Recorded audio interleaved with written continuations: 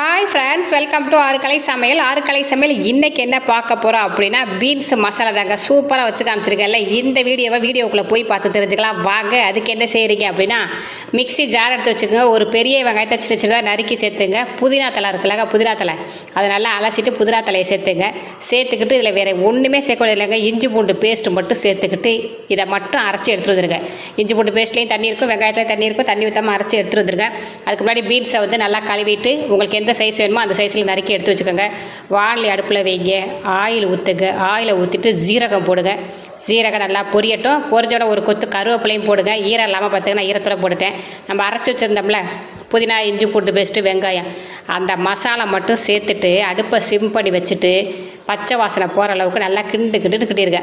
நல்லா பச்சை வாசனை போயிடட்டும். அப்போ தான் அந்த டேஸ்ட்டு நல்லா இருக்குது. கிண்டும் போதே அப்படி ஒரு வாசனைங்க, நல்ல வாசனையாக இருந்துச்சு.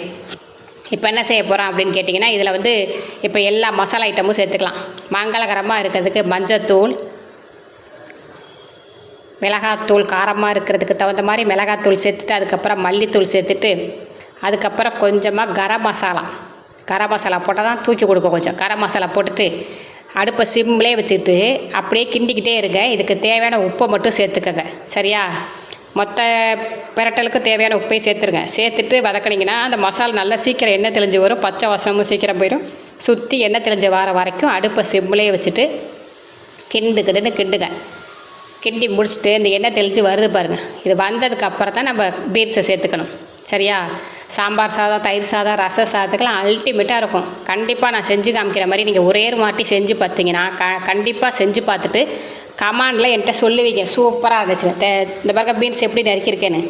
ஒரு பீன்ஸை 3-4 நறுக்கியிருக்கேன். வால் பகுதி தலைப்பகுதியை கட் பண்ணிவிட்டு அலசிட்டு கட் பண்ணி சேர்த்தாச்சு.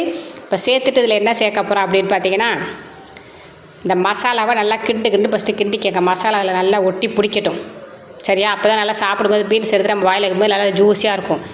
இதுக்கப்புறம் தான் இதில் மசாலா கிண்டி விட்டுட்டு அதுக்கப்புறம் தண்ணி ஊற்றி தட்டை போட்டு மூடி அடுப்பை கொஞ்சம் ஹையில் வச்சுக்கோங்க.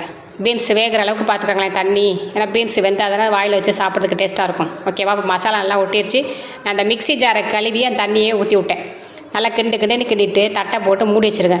நல்லா கொதித்து மசாலாலாம் நல்லா பிடிச்சி வெந்து தக்காளி மட்டும் நம்ம இதில் சேர்க்கக்கூடாது. தக்காளி சேர்க்குறதுக்கு வேறு ஒரு மெத்தட் இருக்குது. ஓகேவா?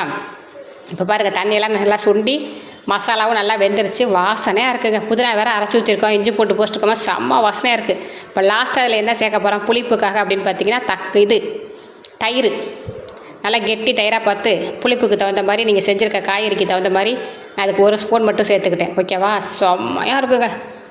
இதை வந்து நான் சாதத்துக்கு வச்சு சைடிஷாக சாப்பிட்டுட்டேன். சாம்பார் சாதத்துக்கு இதையே இட்லி தோசைக்கும் வச்சு சாப்பிட்டா செம்ம சூப்பராக இருக்கும்லங்க. பார்க்குறதுக்கே வேறு லெவலாக இருக்குல்ல. லாஸ்ட்டாக கொத்தமல்லி தலையை தூவி தயிரையும் ஊற்றியாச்சு. ஒரு கிண்டி அப்படியே இறக்கி வச்சு சுட சாம்பார் சாதத்தை தட்டில் போட்டு பக்கத்தில் இதை எடுத்து வச்சு சாப்பிட்டோம் பாருங்கள். வேறு லெவல் போங்க. அந்த சாதத்தோடு சேர்த்து வச்சு வீடியோ எடுக்காமல் விட்டுட்டேன்.